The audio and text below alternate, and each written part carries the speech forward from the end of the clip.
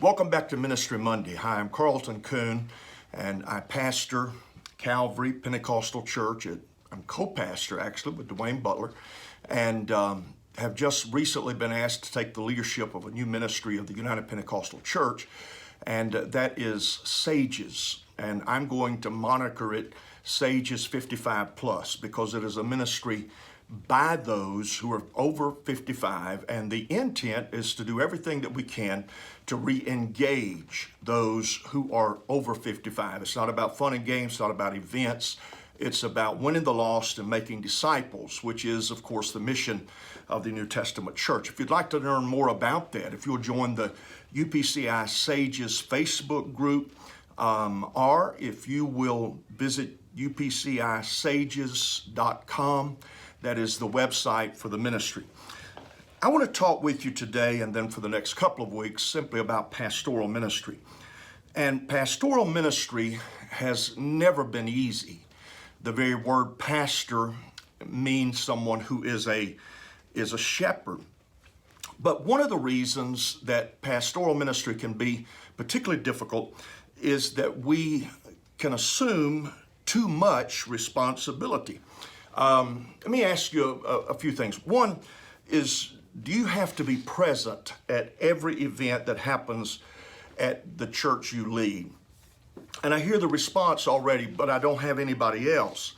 And my reaction to that is, unless you're a very young church, it can be that you're being responsible for every event and having to be present at every event is a lack of developing and empowering leaders to have a vision and then bring that vision to life. And of course, I'll deal with that at some point in the future. Ezekiel talked about the responsibilities of a shepherd, and the Lord had particular mandates, and they were to feed, lead, seek, and heal those who were hurting. Now, one of the dynamics is that people tend to often have unrealistic expectations of you. And I would encourage you, don't let those unrealistic expectations define who you are, because you're here in this role pleasing God. So in regard to everything that you contemplate doing, ask yourself the question, where does this fit into feeding, leading, seeking, and helping people to heal? Your tendency, because we can all find a reason to justify whatever we want to, but your tendency may be to force some things into a slot. Like, I'm being a leader when I go to Urbaline's 32nd birthday party. Well, if you're planning a church, yes. If you're leading an existing church, no, unless you're going to go to everybody else's birthday party. You have more important things to do. And of course, there are exceptions to the rule. If Urbaline was a new convert, maybe I would stretch outside my principle. If she had a terminal disease or her husband did, it would be a different thing. Okay, so ask yourself, am I getting the best value for my time in feeding the flock of God, in leading that flock, in seeking the wandering, and in healing the hurting? Okay. Beyond that, there are times when we as pastors become messianic, and there is only one who is the Messiah. And when we become messianic, we assume responsibilities that are not rightly ours. I've had people through the years ask me for advice on the stock market and medical advice and which attorney to seek out.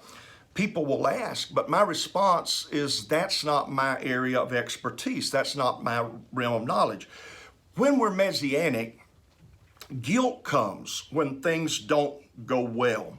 Some years ago, our church was growing, and it had exceeded the 200 mark. And to be honest, I was somewhat overloaded and had not made the changes in myself. For each stage of growth in a church, the greatest change that occurs will come in the pastor himself.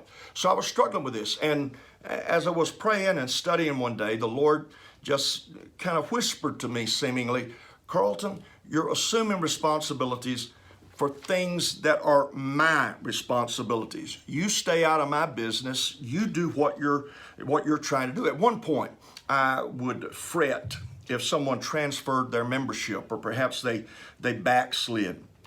But in time, I began asking myself, did I do the best that I or any pastor could do to feed, lead, seek, and heal these people? If I'd done the best I or any other pastor could have done, I just let it go. Okay? Because I'd given it my best shot. That's all I could do. And of course, I wanted to be sure that I had sought counsel and advice and did my best to serve these people. Another area that I see us struggle with is that we often can be overworked. Now, my approach to pastoral ministry as a full-time pastor was to attempt to give God 55 hours a week. I'll explain that in some other video and tell you how I kind of calculated it. And I think that's a fair equation when we're asking people to volunteer for the work of God who are already spending 40 hours in a secular job. Now, there are pastors who are overworked. You can be teaching too many Bible studies. You can be making too little of an investment in your children. You can be missing too many of those recitals. We become pressed down beneath the load of unrealistic expectation. And these are not our own expectations, they're the expectations of others. Let it go. God called you to be something and to do some things. He didn't create you to be capable of everything or to feel bad because you couldn't do everything. Now, I want to be careful here. And only you and God, maybe, and your spouse know whether you're slovenly or lazy or slothful, which, by the way, is one of the 7 deadly sins. If you are, then get up and get to work and give God the amount of time that He deserves for what He has provided to you. But in all of this, stop comparing yourselves to others. It's not wise. Scripture teaches that. You're uniquely you, ministering where God has positioned you. Do your work, leave the outcome to the God who is ultimately going to give the increase. Bless you. See you next week. Check out that UPCI Sages website and join the Facebook page if you're 55 or over. God bless.